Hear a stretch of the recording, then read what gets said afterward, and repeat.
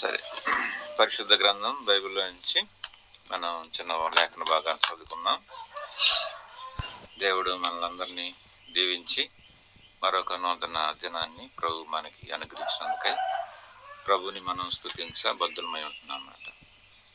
ఈ ఉదయకాల సమయంలో ఈ దివ్యమైన లేఖన భాగం ద్వారా దేవుడు మనల్ని ప్రార్థన కొరకై దేవుడు సిద్ధపరుచున్నాడు. హెబ్రీ రాసిన పత్రికలో నుండి మనం ఒక వాక్యము చదువుకుందాం. హెబ్రీ రాసిన పత్రిక 2వ అధ్యాయము 1వ వచనం చదువుకుందాం. కావున మనము వినిన సంగతులను విడిచిపెట్టి కొట్టుకొని పోకూడనట్లు వాటి యందు మరి విశేష జాగ్రత్త కలిగి ఉండవలెను. దేవుడు ఈ దివ్యమైన లేఖన భాగాన్ని మన ఇంటిలో దేవుడు ఆశీర్వదించి దీవించును గాక. ఇక్కడ వ్రాయబడిన సంగతి మనం చూస్తే ఇది ఒక హెచ్చరికగా ఉంటుందన్నమాట. బైబిల్లో హెచ్చరికగా దేవుడు మరి మంచి హెచ్చరికగా రక్షించబడిన ప్రభు ప్రజలు, దేవుని బిడ్డలు దైవికమైన క్రమంలో దైవ సహవాసంలో ఆత్మ సంబంధంగా ఎదిగి ఫలించి అభివృద్ధి పొంది దేవుడు ఏదైతే నిత్యత్వాన్ని మనం పొందాలని ఆశించాడో దాంట్లో మనం చేరేంత వరకు దేవుడు ఆయన కాపుదల మన ఎడల ఎంతో గొప్పదిగా ఉంది అని, మరి దాన్ని మనం పోగొట్టుకోకూడదు, చెదరగొట్టుకోకూడదు అనే విధానంలో దేవుడు హెబ్రీలకు రాసిన ఈ పత్రికలో కొన్ని హెచ్చరికలు దేవుడు మనకు జారీ చేశాడు. హెచ్చరికలు లేకపోతే మనం మరి సిద్ధపడటం అనేది క్రమంలో ఉండటం అనేది చాలా కష్టమైంది. అందుకని బైబిల్లో ప్రతి హెచ్చరికను మనం చాలా జాగ్రత్తగా తీసుకోవాల్సినటువంటి వారంగా ఉంటున్నాం అన్నమాట. ఆ అవ్వ అద్దములకు కూడా మరి ఏదైనా వనంలో వారికి హెచ్చరిక జారీ చేశాడు. దాని విషయంలో వారు అదే విషయంలో కూడా తప్పిపోవటానికి పడిపోవటానికి సాతానుడు ప్రేరేపణ చేశాడు. కాబట్టి హెచ్చరికలను చాలా జాగ్రత్తగా మనం చూడాలి. బైబిల్లో ఏ హెచ్చరిక అయినా సరే అది చాలా తేలిగ్గా తీసుకోవడానికి వీల్లేదు. మనం చాలా జాగ్రత్తగా తీసుకోవాల్సిన వారుగా ఉంటున్నాం అన్నమాట. ఆ విషయాల్లో మనం చాలా జాగ్రత్తగా మనం తీసుకోవాలి. అందుకని ఈ హెబ్రీ రాసిన పత్రికలో కొన్ని హెచ్చరికలు మనం జ్ఞాపకం చేసుకుందాం ఈ ఉదయకాల సమయంలో. ఇక్కడ ఏమంటాడంటే, కావున మనం వినిన సంగతులను విడిచిపెట్టుకొని కొట్టుకొని పోకున్నట్లు వాటి యందు మరి విశేష జాగ్రత్త కలిగి ఉండవలను అంటాడన్నమాట. విశేష జాగ్రత్త కలిగి ఉండాలంటాడన్నమాట. కాబట్టి వినిన సంగతులు అన్నమాట. అంటే ఏమైతే ప్రభు మనల్ని ఏ పిలుపుతో పిలిచాడో, ఏ ఏర్పాటుతో పిలిచాడో, ఏమని పిలిచాడో ఆ విషయాలను మనం చాలా జాగ్రత్తగా చూసుకోవాలి. రక్షణ పొందటానికి దేవుడు నువ్వు ప్రభులో రావటానికి మనం దేవుడు ఏదైతే మరి ఏటి ద్వారా ఆయన మనం దర్శిస్తూ వచ్చాడో, ఏ సంగతులు అయితే మనకు నేర్పిస్తూ వచ్చాడో ఆ సంగతులను మనం ఇప్పటికీ కూడా మర్చిపోకూడదు. అవి మర్చిపోకూడదు, జాగ్రత్త కలిగి ఉండాలి. మరి విశేష జాగ్రత్త కలిగి ఉండాలి. అనేకులతో కూడా పంచుకోవాలి. దేవుడు నన్ను ఈ ఉద్దేశంతో పిలిచాడు అన్నమాట. దేవుడు ఒక్కొక్కరిని ఒక్కొక్క ఉద్దేశంతో పిలిచి ఆ విషయంలో సంపూర్ణం చేసుకుంటూ వచ్చాడు. మోషేని పిలిచాడు దేవుడు. మరి అనేకులను ఇశ్రాయేల్ ప్రజలందరినీ బయటికి ఐగుప్తు నుంచి బయటకు తీసుకురావడానికి ఉపయోగపడ్డాడు. సమూయేలును పిలిచాడు దేవుడు. దేవుని స్వరం విని ప్రజలతో మాట్లాడటానికి పిలిచాడు. అలాగే దావీదును, నా ప్రజలను నువ్వు ఏలాలి, రాజుగా ఏలాలి అని చెప్పేసి దావీదును అట్లా పిలుస్తాడు. వారు ఏ పిలుపుతో, ఏ విషయంలో అయితే, దేంతో అయితే ఏర్పాటులో వారిని మరి ఏ సంగతులు అయితే నేర్పించి వాళ్ళని ఆ క్రమంలో పెట్టాడో అవి ఎప్పటికీ మర్చిపోకూడదు. దాన్ని కంప్లీట్ చేసేవారుగా మనం ఉండాలని దేవుని వాక్యం చెబుతుందన్నమాట. అది వినిన సంగతులు మనం విడిచిపెట్టకూడదు, వాటిని జాగ్రత్త కలిగి ఉండాలంటాడన్నమాట. రెండవది ఏంటంటే 3వ అధ్యాయం 1వ వచనం చదువుతాం. 3వ అధ్యాయం 1వ వచనం. ఇందువలన పరలోక సంబంధమైన పిలుపులో పాలు పుంపులు పొందిన పరిశుద్ధ సహోదరులారా, మనం ఒప్పుకొనిన దానికి అపోస్తలుడును ప్రధాన యాజకుడినైన యేసు మీద లక్ష్యముంచుడి అని అంటాడు. పరలోక సంబంధమైన పిలుపులో పాలు పంపులు పొందిన పరిశుద్ధ సహోదరులారా అంటాడనమాట. ఇక్కడ అపోస్తులును ప్రధాన యాజకుడైన యేసు మీద లక్ష్యం ఉంచి అన్నమాట. ఇప్పుడు అపోస్తులు ప్రధాన యాజకులు వాళ్ళ పని ఏంటి అనేది ఇక్కడ జ్ఞాపకం చేయబడుతుంది. దేవుడు ఒక ప్రత్యేకమైన పని నిమిత్తము ఈ లోకానికి పిలువబడ్డాడు, పంపించబడ్డాడు.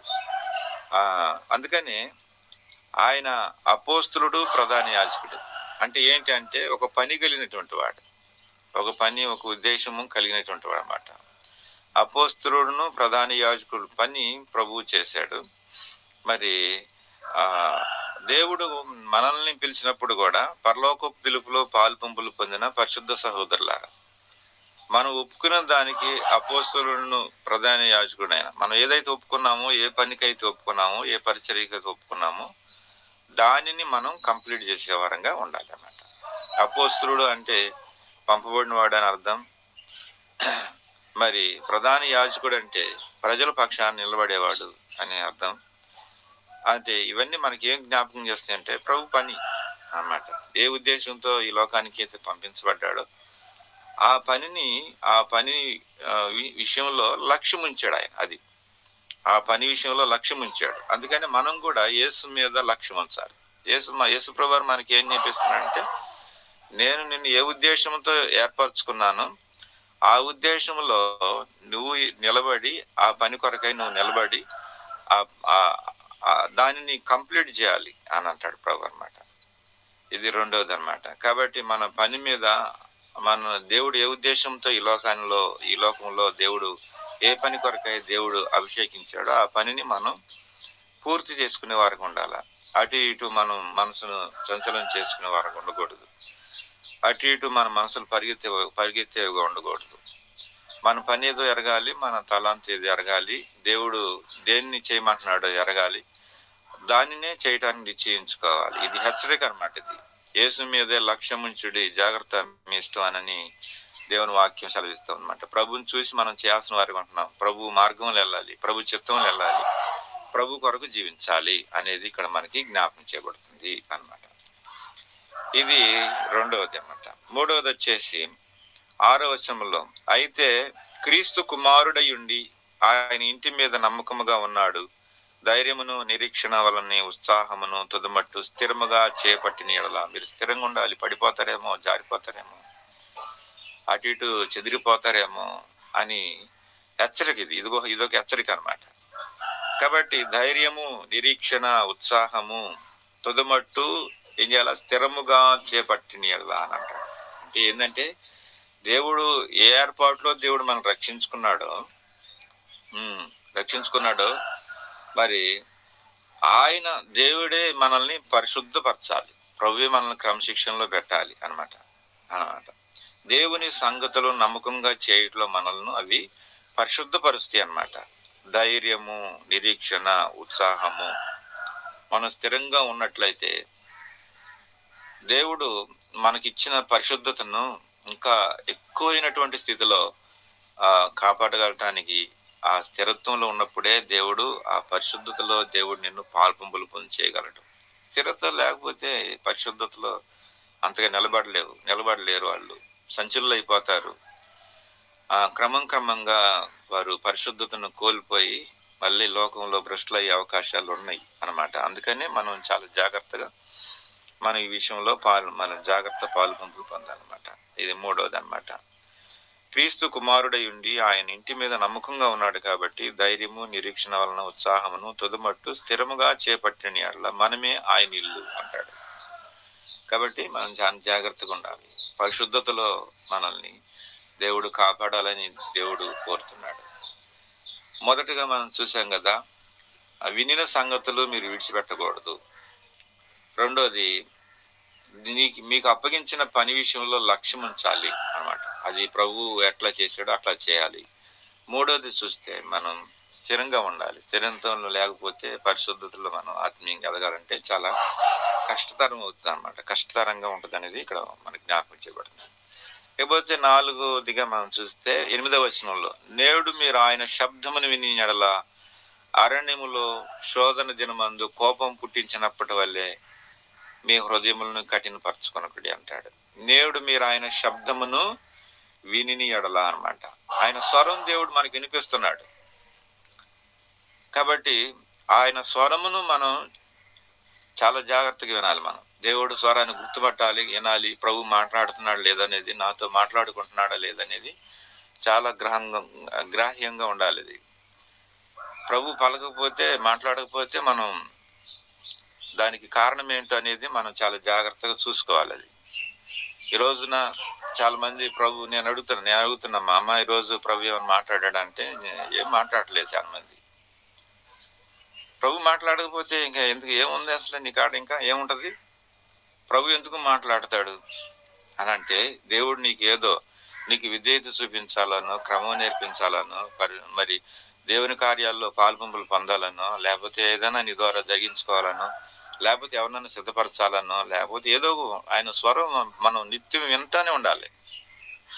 ఆయన స్వరం మనకు మరుగైందంటే మనం చీకట్లో నడిచినట్టే కదా, వెలుగులో లేనట్టే కదా మరి. కాబట్టి ఇది హెచ్చరిక ఇది అన్నమాట. నేడు మీరు ఆయన శబ్దమని వినియాలి. ఇప్పుడు కూడా మాట్లాడుతున్నాడు ఆయన, ప్రభు మాట్లాడుతున్నాడు, నాతో మాట్లాడుతున్నాడు అనేది వినాలన్నమాట. ప్రజలు కూడా చూస్తారు నీతో మాట్లాడుతున్నాడు లేదనేది కూడా ప్రజలు కూడా గుర్తుపడతారు. ఒట్టి మాటలేమో నమ్మరు ఈ రోజుల్లో. ఒక ప్రసంగం తీసి చెప్పినా, లేకపోతే ఒక హెచ్చరికతో ప్రజలను దర్శించినప్పుడు మాట్లాడినప్పుడు మన మాట అనేది దేవుడు ఇచ్చిందిగా ఉండకపోతే అది ప్రజలు గుర్తుపడతారు, ఇది దేవుడి మాట కాదని అనుకుంటారు. అప్పుడు మనం ఫెయిల్ అయిపోతాం.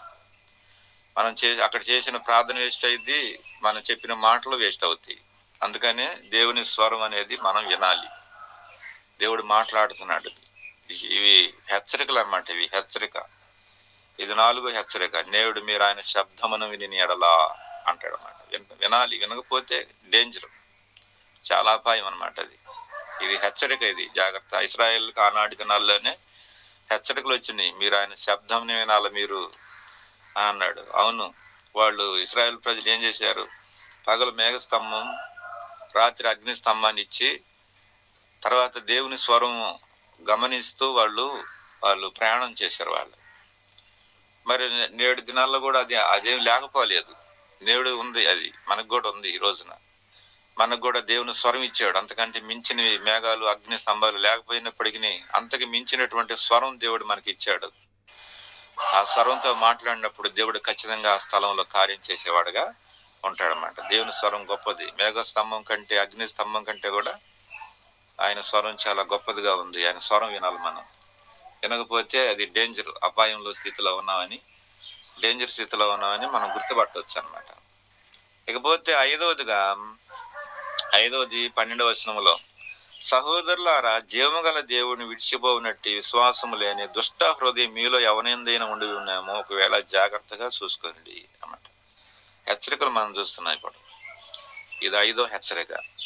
ఇశ్రాయేల్ ప్రజలకు 5వ హెచ్చరిక ఏంటంటే, జీవము గల దేవుని విడిచిపోనట్టి విశ్వాసం లేని దుష్ట హృదయం మీలో ఎవరైనా ఉండినేమో ఒకవేళ జాగ్రత్తగా చూసుకోండి అని ప్రభు ఇశ్రాయేలుకు హెచ్చరిక చేశారు. మరి వాళ్ళు హృదయాన్ని పరీక్షించుకున్నారా? చెప్పండి. హృదయాన్ని పరీక్షించుకోలేకపోయాడు. హెచ్చరిక అయితే వచ్చింది కానీ, జారీ చేశాడు కానీ ప్రభు వాళ్ళ హృదయాల్ని పరీక్షించుకోలేకపోయారు. వాళ్ళు ఎలా ఉన్నారంటే 8వ వచనంలో చివరి భాగంలో మీ హృదయాలను కఠినపరచుకొని అన్నాడు. కఠిన హృదయాలుగా ఉన్నాయి వాళ్ళు. 10వ వచనము చివరి భాగంలో మనం చూస్తే తప్పిపోయే హృదయంగా ఉన్నారు. వాళ్ళు తప్పిపోయే హృదయంగా ఉన్నారు. తర్వాత 12వ అధ్యాయము 12వ వచనంలో చూస్తే మరి జీవము గల దేవుని విడిచిపోనట్టి విశ్వాసము లేని దుష్ట హృదయం అన్నమాట. కఠిన హృదయము, తప్పిపోయే హృదయము, విశ్వాసము లేని దుష్ట హృదయం. మరి హృదయం గురించి ఎన్నిసార్లు చెప్పినప్పుడు దాని అర్థం ఏంటి? హృదయము రాను ఏమైద్దంటే కఠినమైద్ది. అది నేను 30 సంవత్సరాలు విశ్వాసిని కదా, 40 సంవత్సరాలు విశ్వాసిని కదా అనుకోవటం లేదు. హృదయం అది కఠినమైద్ది. మనం ఎన్నో సంగతులు తెలుసుకొని ఉంటాం, అప్పటికే ఎన్నో నేర్చుకొని ఉంటాం, ఎన్నో తెలిసి ఉంటాం. నాకు అంతా ఇంకా చెప్పేదేమో లేదు, నేను అంతా అయిపోయింది అనుకునే స్థితి వచ్చింది అన్నమాట. కాబట్టి రాను హృదయం ఏమైందంటే కఠినమైద్ది. అందుకని దాన్ని సాగు చేసుకోవాలి, మెత్తం చేసుకోవాలి, లోపరుచుకోవాలి. మరి దేవుని యొక్క మరి హృదయం మరి మన హృదయాన్ని సాగు చేసుకొని మెత్తం చేసుకోవాలి. అయితే వీళ్ళు ఇశ్రాయేలీలు అట్లా ఉన్నాయా? లేదు. కఠినపరుచుకున్నారు, తప్పిపోయి హృదయంలో తప్పిపోయారు. తర్వాత విశ్వాసమందు భ్రష్టులయ్యారు. విశ్వాసం అన్నమాట తప్పిపోయి హృదయ దుష్ట విశ్వాసం, లాస్ట్గా దుష్ట విశ్వాసం వచ్చింది. తర్వాత ప్రభు ఏమన్నాడు లాస్ట్లో 19వ వచనంలో చూస్తే, కాగా తన విశ్రాంతిలో ప్రవేశింపరని ఎవరిని గురించి ప్రమాణం చేశానో అవిధేయులైన వారిని గురించే కదా, కాగా వారు అవిశ్వాసంతో వారు ప్రవేశింపలేకపోయారని గ్రహించున్నాము.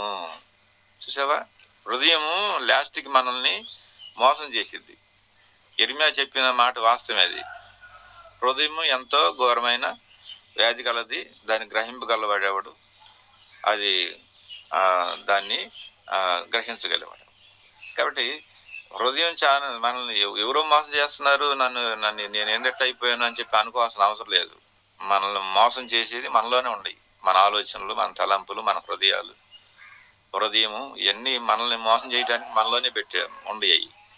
కాబట్టి వాటి విషయంలో మనం చాలా జాగ్రత్తగా ఉండాలి. కాబట్టి ఇక్కడ అంటాడు, విశ్వాసము లేని దుష్ట హృదయం మీలో ఎవని ఎందైనా ఉండునేమో, ఒకవేళ జాగ్రత్తగా చూసుకోండి అంటాడు. ఇది హెచ్చరిక. కాబట్టి నేటి దినాల్లో ఇలాంటి ప్రజలు, ఇప్పుడు మనం చెప్పుకుంటూ వచ్చాం కదా, విడిచిపెట్టి కొట్టుకొని పోయేవాళ్ళు, తర్వాత దేవుని పిలుపులో పాల్పొంపులు పొంది సరైన లక్ష్యాన్ని గమ్యాన్ని చేరినటువంటి వాళ్ళు, తర్వాత స్థిరంగా నిలబడలేనటువంటి వాళ్ళు, తర్వాత దేవుని స్వరం వినలేనటువంటి వాళ్ళు, హృదయంలో తప్పిపోయేవాళ్ళు చాలా మంది ఉన్నారు. మనం వాళ్ళ కోసం ప్రార్థన చేయాలి, వాళ్ళు బాగుపడాలి. మనం కూడా ఒకవేళ మనం ఈ స్థితిలో ఉంటే మనం కూడా ఉండలేము అంటానికి లేదు, మనం కూడా అలాంటి స్థితిలో ఉండే అవకాశాలు ఉంటాయి. కాబట్టి మనం కూడా భయపడకూడదు ఇటువంటి విషయాల్లో. ఏంటి ఈ వాక్యాలు ఇట్లా రాసిరని అనుకోకూడదు. మనం కూడా సరి చేసుకోవడానికి అనేది ఉండాలన్నమాట. అందుకని ఏమంటాడు, 3వ అధ్యాయం 13వ వచనం చదివితే 3:13 ఏమంటాడు చూడండి, నేడు మీరు ఆయన శబ్దముని విని ఎడల కోపము పుట్టించినప్పుడు వల్లే మీ హృదయములను కఠినపరచుకొనకుండా కుండుడని ఆయన చెప్పాను గనుక పాపం వలన కలుగు భ్రమ చేత మీలో ఎవడునూ కఠినపరచుకున్నట్లు నేడు అనబడు సమయం ఉండగానే ప్రతిదినము ఒకరినొకడు బుద్ధి చెప్పుకొనుడి. ఏలయనగా మొదటి నుండి మనకొనున్న దృఢ విశ్వాసము అంత మటుకు గట్టిగా చేపట్టిన ఎడలనే క్రీస్తులో పాలివారంగా ఉంటాం, లేకపోతే వెళ్ళిపోతాం ఎటో. ఇది హెచ్చరిక ఇదనమాట. అంటే నేడు అనబడు సమయం ఉండగానే ఏం చేసుకోవాలి, ఒకడొకడు హెచ్చరిక చేసుకోవాలి. ఉందా మరి అది? నిన్ను హెచ్చరిక చేసేవాళ్ళు ఎవరైనా ఉన్నారా? నన్ను హెచ్చరిక చేసేవాళ్ళు ఉన్నారా? అసలు నువ్వు హెచ్చరిక చేస్తున్నావు? అసలుకి జాగ్రత్తగా ఉండాలన్నమాట. అమ్మో ఏమని అనుకుంటారేమో, పలకరేమో, మాట్లాడేమో, అట్లా అనుకుంటారేమో, ఇట్లా అనుకుంటున్నారేమో. ఎవరు అట్లా అనుకుంటా మనకేమి, ఎవరేమనుకున్నా మనకు పర్వాలేదు అనమాట. నువ్వు హెచ్చరిక చేయాలి, అనేకుల హెచ్చరికలు నీకు కూడా రావాలి. లేకపోతే నువ్వు విజయం పొందటం అనేది కష్టమైంది. విజయం పొందలేవు, అపజయ పాలలో ఉంటారు వాళ్ళు. ఎవరైతే హెచ్చరిక చేసుకోరో, హెచ్చరికలు ఉండవో, హెచ్చరిక రావు, హెచ్చరిక చేయరో, వీళ్ళందరూ కూడా చాలా డేంజర్. వాళ్ళు నమ్మటానికే లేదు. స్నేహితుడు మేలు కోరి గాయం చేయననుంది వాక్యంలో. స్నేహితుడు మేలు కోరి గాయం చేస్తాడు, అంతేగాని పొగడ్డు. ఇలా ఉన్నావురా, నష్టపోతావు, జాగ్రత్త, కుటుంబం, పిల్లలు, నీ ఖర్చు, నీ విధానాలు జాగ్రత్త అని అంటాడు. అవసరమైతే ఒక దెబ్బ కొడతాడు. ఏంటిదానని హెచ్చరికలు చాలా అవసరం అనమాట. ఇది వదిలిపెట్టడానికి లేదు. నువ్వేదైతే నేర్చుకున్నావో అనేకులు నేర్పించాలా, నువ్వేదైతే దేవుడు నీతో మాట్లాడేలా అనేకులు చెప్పాలి. ఇవన్నీ హెచ్చరికలు. లేకపోతే మనం దేవుడు మోసం చేసినట్టే. దేవుడు కాదు, నిన్ను మోసం చేసుకున్నట్టు. ఫస్ట్ నువ్వే మోసం చేసుకున్నట్టు అయింది. కాబట్టి ఇక్కడ ప్రభువు చెప్పాడు ఈ మాట. కాబట్టి పాపం వలన కలుగు భ్రమ చేత మీలో ఎవడనో కఠినపరచుకున్నట్లు నేడు అనబడు సమయం ఉండగానే ప్రతి ఒకరినొకడు ఏం చేసుకున్నాడు, బుద్ధి చెప్పుకోండి. ఇది హెచ్చరిక. ఇది బుద్ధి ప్రభువే చెప్పన్నాడు. బైబిల్ దేవుని వాక్యంలో ప్రభువే చెప్పమన్నాడు కాబట్టి చెప్పాలా. చెబితే కొన్ని సమస్యలు వస్తాయి, రాకుండా ఉండవు. బాప్తిస్మా ఇచ్చే యోహాను డైరెక్ట్గా హెచ్చరిక చేశాడు రాజుని. ఊరుకున్నాడా? ఊరుకోలేదు. మెడకాయ తీపిచ్చేసేసాడు, తల తీపిచ్చాడు హేరోదు. అందుకని మనం ఈ రోజున ఏం చేస్తున్నామంటే ప్రజలను మచ్చిక చేసుకోవడం కాదు, హెచ్చరిక చేయాలి. నువ్వు ఏ స్థితిలో ఉన్నావు ఏంటనేది హెచ్చరిక చేసుకోవాలా. మచ్చిక చేసుకుంటే ప్రయోజనం లేదు. కాబట్టి హెచ్చరిక అనేది చాలా అవసరం అన్నమాట. అది ప్రభువు చెప్పిన హెచ్చరిక. ఇది హెచ్చరిక అన్నమాట. మనం అది చేయాలి. చివరిగా ఒక వాక్యం చదువుదాం. 4వ అధ్యాయము 1వ వచనం. ఆయన యొక్క విశ్రాంతిలో ప్రవేశించుదమను వాగ్దానం ఇంకా నిలిచి ఉండగా మీలో ఎవడైనా ఒకవేళ ఆ వాగ్దానం పొందకుండా తప్పిపోతాడేమో భయం కలిగి ఉందము. లాస్ట్లో అది భయం ఉండాలి. మనం ఏం చేసినా భయంతో చేయాలి అన్నమాట. భయంతో చేయాలి. ప్రార్థన చేసినా భయంతో చేయాలి. సేవ చేసినా భయంతో చేయాలి. దేవునితో సహవాసం చేసినా, ప్రభు బిడ్డలతో సహవాసం చేసినా భయం ఒక పక్కన. మనం భయంతో చేయాలా. ఏం లేకుండా స్వేచ్ఛగా చేయకూడదు అసలు. అది అట్లా చేయటానికి కుదరదు అట్లా అన్నమాట. మనం కలిసి మనం అందుకే ఇప్పుడు ఉపవాస ప్రార్థన ఉంది. ఏముంది కాసేపు తిని పడుకోవచ్చు, ఇంక ఇష్టవారం ఉంది కదా అనుకోవడానికి లేదు. భయంతో వెళ్ళాలి. సువార్త ఉంది, అక్కడ సమస్యలు ఉండి ప్రాబ్లమ్స్ ఉండి ఆ ఏరియాలో ఎందుకు ఇంకొక ఏరియాకి పోవచ్చు అనుకోవడానికి లేదు. భయంతో వెళ్ళాలి అక్కడికి. భయంతోనే పోవాలి. ప్రభు కార్యం చేస్తాడు. భయంతో మనం పరిచర్య చేయాలన్నమాట. కాబట్టి ఒకటి, విడిచిపెట్టకూడదు. ఏదైతే ఉన్నావో అది విడిచిపెట్టకూడదు. రెండోది, ప్రభు మీదే మన లక్ష్యం. ఆయన ఎట్లా పనిచేసాడో అట్లా చేయాలి.